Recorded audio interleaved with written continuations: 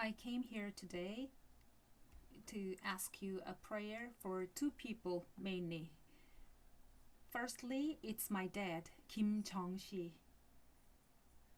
Last year, I requested you prayers many times about him, so you may know his situation roughly, but let me briefly explain one more time. He said he was born again 20 years ago and was attending Gwangju church for quite a while. And yet his life didn't prove him to be a Christian. And when he was asked a question about his faith, abruptly he said, like, how do I know whether there's a heaven or not, unless I die? But when he was on guard, he gave a perfect answer to the pastors, never made a mistake. Yeah, that was him. And then it happened that about 10 years ago, he got a divorce with my mom and lived alone. We thought, my siblings, I have two siblings, that the cause of their divorce was on our dad. So we've never contacted him ever since. But then I came to my senses and felt like I couldn't abandon him anymore. So for the first time in 10 years, I contacted him last year and he could have a chance to listen to the gospel again. By the miraculous guidance of God, he listened to the Bible seminar from the summer retreat through the autumn retreat. After the autumn retreat, I shared my story about my dad and requested you a prayer in the Mothers Group Fellowship. And I think the sisters in Mothers Group Fellowship prayed so hard enough for him to collapse by a stroke 3 days later. You know, when a bad thing happens to someone, we tend to consider it a kind of God's providence, right? It's implied. And from that time on, I began to pray for him so desperately, as earnest as ever. He had a stroke which caused him hemiparalysis, and he was under the condition of not going to the bathroom alone. But I began to pray, no matter how hard it would be, I would bear the troubles and would bring him to my place in Gwangju. I didn't want to, but I forced myself to do it, though it was a lot to take in. So I told my dad my plan, but unexpectedly he turned down my offer sternly. He said he'd rather stay in a nursing hospital and get a treatment. So we took him to a hospital. Normally, when a person is confined in that kind of hospital, it takes around 6 months to 1 year to be discharged. So I thought, oh, I cannot preach the gospel to him for quite a while, and now what can I do? But then only 3 weeks from that day, he called me. He called me from 6 a.m. to midnight again and again and said, get me out of here. I can't live here any longer. So we got him out of the hospital, which caused a big fight over where to go. He insisted that he wouldn't come to Gwangju but go to Jeonju, his own house, where heating system didn't work well, no sink, no kitchen, very old house. In all those process, he was unspeakably obstinate, and it hurt my feelings and fighting against him. I thought I forgave him somehow as I was evangelizing him to the summer retreat and autumn retreat. But all the resentment that I was covering deep in my heart, as filthy as draft in a slope pail, came up last year. So many draft, a filthy slope. Unresolved issues I had, they came up constantly over and over again. That was how I spent last year. I was so upset, so I took him to that cold room and never contacted him for a whole month. I didn't visit him. My younger brother in Jeonju visited him and took care of him. But back then, my heart was full of resentment. I couldn't forgive him and all his behaviors. For about a month, I've lived a dogged mind with a glaring eyes like this. But then the winter retreat came around. I happened to listen to a testimony of a sister. I was praying to God that He would give me the scripture to set my heart on in this year. And the Lord gave me this Bible verse as I was praying. I memorized the verse, but since I'm nervous standing up here, I'll just read it. James chapter 2, verse 22. Faith is working together with His works, and by works, faith was made perfect. Back then, I was struggling with this feeling along with the hatred of my dad. For some people, their family members are saved so easily, though they do not come up here to ask prayer. They evangelize so easily. But for me, it was not. I requested prayers in the All Together Fellowship and Mother's Group Fellowship, but why not me? Let alone my father's not getting salvation. My heart is just constantly filled with these wickedness. So I was frustrated. I figured maybe it's because I don't have a faith. So I prayed to God to teach me what is the faith. I memorized Hebrew chapter 11 throughout the month because Hebrew chapter 11 is called the chapter of faith or the whole of faith. God would teach me if I memorized the chapter, I thought, but he didn't. But then as I was praying, he showed me James chapter 2 verse 22. Faith is working together with his works, and by works faith was made perfect. So I figured, oh, I don't know what is faith, but probably it requires works. And that led me to make a resolution, a New Year's resolution, that I would visit my father in Gwangju once a week for sure. And because I feel sorry to my parents-in-law for visiting only my father, I made up my mind to visit them as well once a week. So from January 1st until now, I'm visiting one day my father and another day my parents-in-law every week. It's not as easy as it sounds. I cannot visit them empty-handed, so I've got to prepare something.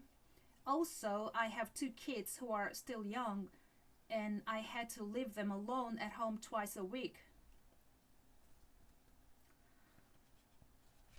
On my first visit on January 1st, I was astonished to see how my dad was living. It was dumbfounding. It distressed me a lot, and I found it still hard to forgive my dad. On my way back home, I don't know how I was driving. It was violent driving. I was crying and driving wildly. That was how things were going so far. And yet, every time when I visit him, we do nothing but just having a meal together. But I see the guidance of the Lord. It was only me alone at first, but the Lord gave me fellow workers to go along. Last week, we could reach to the Mother's Group leader in Gwangju Church. She said it would be great if we invite him to church and have a cup of coffee together. I guess my dad is getting closer to the church day by day. It's been around 8 weeks since I started to evangelize my dad. And about the 6th time, I counted it, and it's been only sixth week, but it felt like 6 years that I've visited my dad. I'm going to him for 6 years. How long should I march around this wall of Jericho? It wearied me, and it would be good if my dad shows some kind of change, but he kept saying the same things. So old hatred that I thought I got over came up again. Well, when the hatred comes up, I hate him, but I don't want to hate. Let's say some sister evangelized her family and they got saved. Well, I'm happy for her, but at the same time, I find myself envious. I don't want to be envious. I want to be happy for her. I'm jealous, but I don't want to be. I hate him, but I don't want to hate. I don't love him, but I want to. All these feelings conflict each other in my heart. In the Bible seminar, we hear that there are a white dog and a black dog fighting each other. Well, looking back 8 weeks I evangelized, it's not just one dog, but a packs of white dogs and black dogs show up and fight.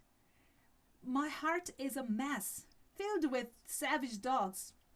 So many of them. Even in that 1 week, even on the way back from my father's house, I cried and cried. And this dog and that dog, all dog fight. It is written in the Bible that war was in his heart. How is the Bible describing every situation so fit? As I was thinking it, one more thing came up. I happened to share my story in the All Together Fellowship. And I was so nervous thinking about it, so nervous that I felt like all my blood was drained. But then there was one hymn, a gospel song that I've listened dozens of times a day lately. And there was this lyrics in that hymn. The blessing to preach the gospel shouldn't be taken for granted, but it was His grace. Pondering the lyrics for a while, I realized something. The blessing to preach the gospel shouldn't be taken for granted, but it was His grace. Meditating on the lyrics opened my eyes. If my dad had been saved 20 years ago, I would not have gone through these troubles. Without these troubles, I would not have realized that all this filthy and ugly garbage, the wickedness that I didn't want, was deep in my heart. Not knowing of my wickedness, I could have gone to stand before my Lord. Oh, the reason why my dad couldn't be saved for all these 20 years was on me. In fact, as I was preaching gospel to my dad, well, I didn't know it at first, but as I was visiting him this time, I could see my selfish intention. Truth be told, I wanted my dad to be saved quickly, that I could be free from it. As soon as my dad is born again, I can get this thing off my chest. This year, I realized that I was feeling that way. However, as I was singing this hymn, I found out that my father couldn't be saved for 20 years because I had this filthiness in my heart. Well, I don't want to hate him, but I hate. I don't want to be envious, but I'm envious, jealous. I want to press down the feelings, but I can't. Even my own heart is not controlled on my own. My heart cannot be controlled on my own. There's nothing I can do according to my own will. I don't want to be short, but I'm short. I don't want to gain weight, but I can't even lose my weight. How can I control my heart? Wow, I've been abiding in the fellowship for 20 years, and I thought it's because I was doing great, but it was not. Maybe without my father, I could have been living with my own zeal and effort and boastful to God, saying I was doing this much. That occurred to me this week as I was singing the hymn.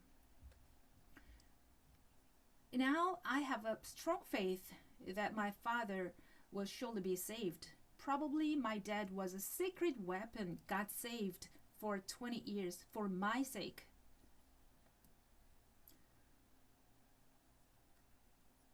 Well, still, my dad is not lovable, but pitiable. I'm getting to feel compassion for him a little bit.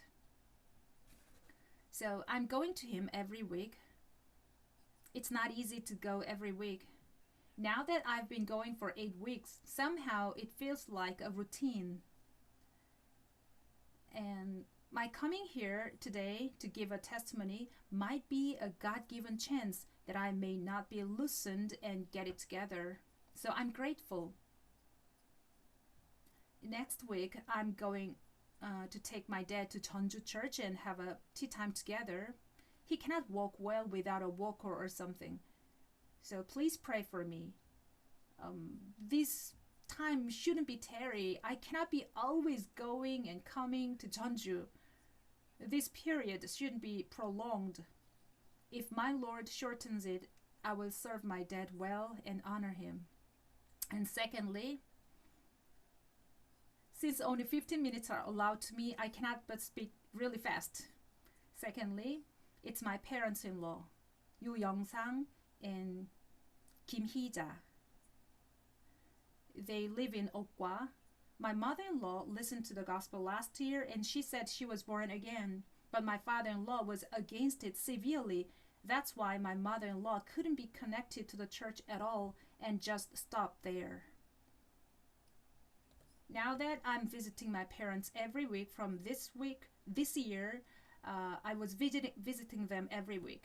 Not a single week was missed. At first, they seemed surprised. Why is she coming every week? They might be wondering, but I guess they sensed what I was going for.